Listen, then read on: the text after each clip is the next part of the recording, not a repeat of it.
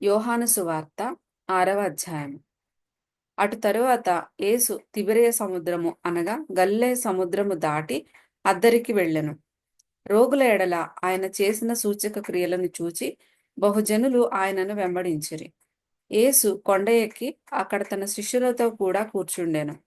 అప్పుడు పస్కా అను యూదుల పండుగ సమీపించెను. కాబట్టి యేసు కన్నులెత్తి బహుజనులు తన యొద్దకు వచ్చుట చూచి, వీరు భుజించుటకు ఎక్కడ నుండి రొట్టెలు కొని తెప్పింతుమని ఫిలిప్పును అడిగెను గాని, ఏమి చేయనయుండెనో తానే ఎరిగి ఉండి అతనిని పరీక్షించుటకు అలాగడిగెను.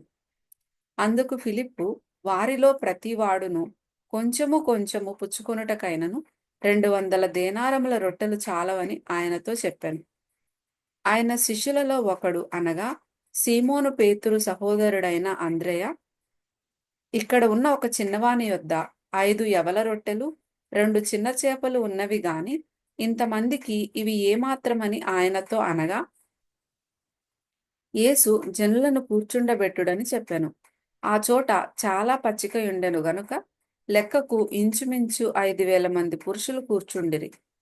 యేసు ఆ రొట్టెలు పట్టుకొని కృతజ్ఞతాస్తుతులు చెల్లించి కూర్చున్న వారికి వడ్డించెను. అలాగున చేపలు కూడా వారికిష్టమైనంత మట్టుకు వడ్డించెను. వారు తృప్తిగా తినిన తరువాత ఏమీయో నష్టపడకుండా మిగిలిన ముక్కలు పోగు చేయడని తన శిష్యులతో చెప్పెను. కాబట్టి వారు భుజించిన తరువాత వారి యొద్ద మిగిలిన 5 యవల రొట్టెల ముక్కలు పోగు చేసి 12 గంపలు నింపిరి. ఆ మనుష్యులు యేసు చేసిన సూచక క్రియను చూచి, నిజముగా ఈ లోకమునకు రాబోవు ప్రవక్త ఈయనే అని చెప్పుకొనిరి. రాజుగా చేయుటకు వారు వచ్చి తన్ను బలవంతముగా పట్టుకొనబోచున్నారని యేసు ఎరిగి మరల కొండకు ఒంటరిగా వెళ్ళెను. సాయంకాలమైనప్పుడు ఆయన శిష్యులు సముద్రమునొద్దకు వెళ్ళి దోణి ఎక్కి సముద్రపుటద్దరినున్న కపెర్నహూమునకు పోవుచుండిరి. అంతలో చీకటాయెను గాని యేసు వారి యొద్దకు ఇంకనూ రాలేదు. అప్పుడు పెద్ద గాలి విసరగా సముద్రము పొంగుచుండెను. వారు ఇంచుమించు 2 కోసుల దూరము దోణిను నడిపించిన తరువాత యేసు సముద్రము మీద నడుచుచు తమ దోణి దగ్గరకు వచ్చుట చూచి భయపడిరి. అయితే ఆయన నేనే, భయపడకుడని వారితో చెప్పెను.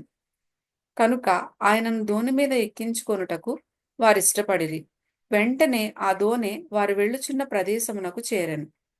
మరునాడు సముద్రపుటద్దరిని నిలిచియున్న జనసమూహము వచ్చి చూడగా ఒక చిన్న దోణె తప్ప అక్కడ మరి ఒకటి లేదనియు, యేసు తన శిష్యులతో కూడా దోణె ఎక్కలేదు గాని ఆయన శిష్యులు మాత్రమే వెళ్ళిరనియు తెలుసుకొనిరి.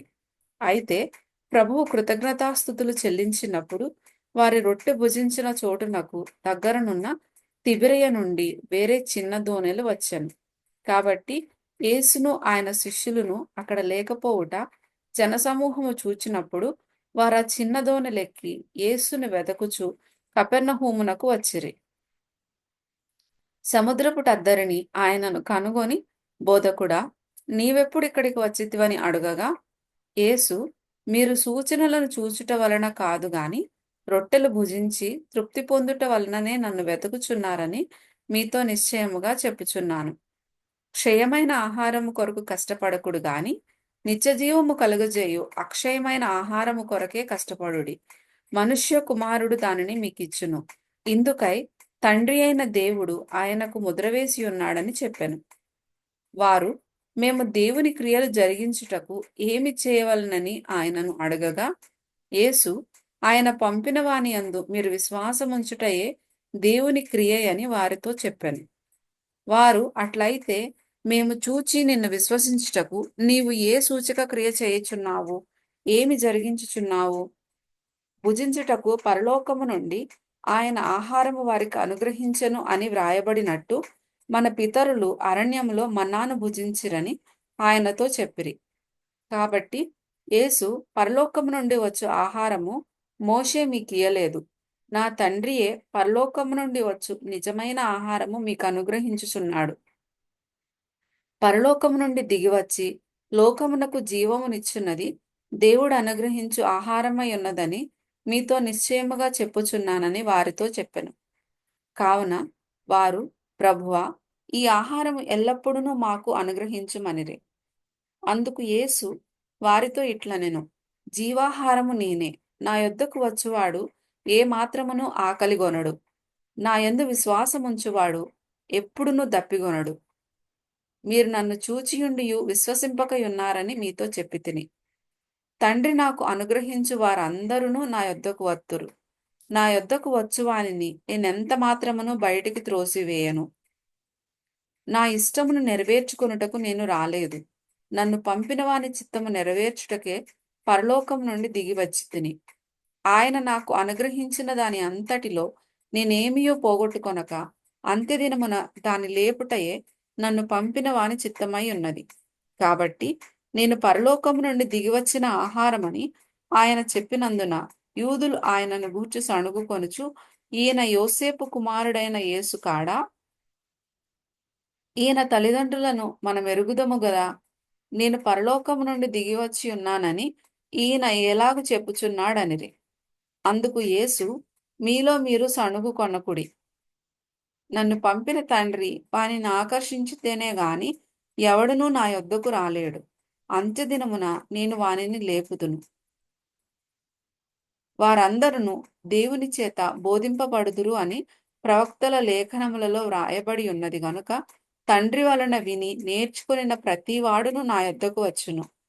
దేవుని యొద్ద నుండి వచ్చినవాడు తప్ప మరి ఎవడునూ తండ్రిని చూచి ఉండలేదు.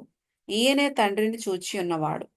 విశ్వసించువాడే నిత్యజీవము గలవాడు. జీవాహారము నేనే. మీ పితరులు అరణ్యములో మన్నాను తినినను చనిపోయిరి. దీనిని తినువాడు చావకుండునట్లు పరలోకము నుండి దిగివచ్చిన ఆహారం ఇదే. పరలోకము నుండి దిగివచ్చిన జీవాహారము నేనే. ఎవడైనను ఈ ఆహారము భుజించితే వాడెల్లప్పుడూ జీవించును. మరియు నేనిచ్చు ఆహారము లోకమునకు జీవము కొరకైన నా శరీరమే అని మీతో నిశ్చయముగా చెప్పుచున్నానెను. యూదులు ఈయన తన శరీరమును ఎలాగు తిననీయగలడని ఒకనితో ఒకడు వాదించిరి. కావున యేసు ఇట్లనెను, మీరు మనుష్య కుమారుని శరీరము తిని ఆయన రక్తము త్రాగితేనే కాని మీలో మీరు జీవము గలవారు కారు. నా శరీరము తిని నా రక్తము త్రాగువాడే నిత్య జీవము గలవాడు. అంత్యదినమున నేను వానిని లేపుదును. నా శరీరము నిజమైన ఆహారమును, నా రక్తము నిజమైన పానమునై ఉన్నది. నా శరీరము తిని నా రక్తము త్రాగువాడు నాయందును నేను వానియందును నిలిచియుందుము. జీవము గల తండ్రి నన్ను పంపెను గనుక నేను తండ్రి మూలముగా జీవించుచున్నట్టే నన్ను తినువాడును నా మూలముగా జీవించును. ఇదే పరలోకము నుండి దిగివచ్చిన ఆహారము. పితరులు మన్నాను తినియు చనిపోయినట్టు గాదు. ఈ ఆహారము తినువాడు ఎల్లప్పుడూ జీవించునని నిశ్చయముగా మీతో చెప్పుచున్నానెను. ఆయన కపెర్నహూములో బోధించుచు సమాజ మందిరములో ఈ మాటలు చెప్పెను. ఆయన శిష్యులలో అనేకులు ఈ మాట విని, ఇది కఠినమైన మాట, ఇది ఎవడు వినగలడని చెప్పుకొనిరి. యేసు తన శిష్యులు దీనిని గూర్చి సణుగుకొనుచున్నారని తనకు తానే ఎరిగి వారితో ఇట్లనెను, దీని వలన మీరు అభ్యంతరపడుచున్నారా? అలాగైతే మనుష్య కుమారుడు మునుపున్న చోటునకు ఎక్కుట మీరు చూచిన ఎడల ఏమందురు? ఆత్మయే జీవింపచేయుచున్నది, శరీరము కేవలము నిష్ప్రయోజనము. నేను మీతో చెప్పియున్న మాటలు ఆత్మయు జీవమునై ఉన్నవి గాని మీలో విశ్వసించని వారు కొందరున్నారని వారితో చెప్పాను. విశ్వసించని వారెవరో, తన్ను అప్పగింపబోవాడెవడో మొదటి నుండి యేసునకు తెలియను. మరియు ఆయన తండ్రి చేత వానికి కృప అనుగ్రహింపబడకుంటే ఎవడునూ నా యొద్దకు రాలేడని ఈ హేతువును బట్టి మీతో చెప్పితినెను. అప్పటి నుండి ఆయన శిష్యులలో అనేకులు వెనుక తీసి మరి ఎన్నడూ ఆయనను వెంబడింపలేదు.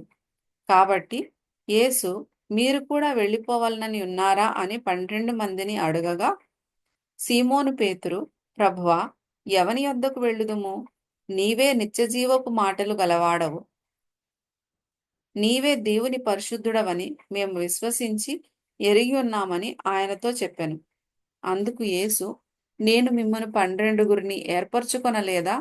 మీలో ఒకడు సాతాను అని వారితో చెప్పెను.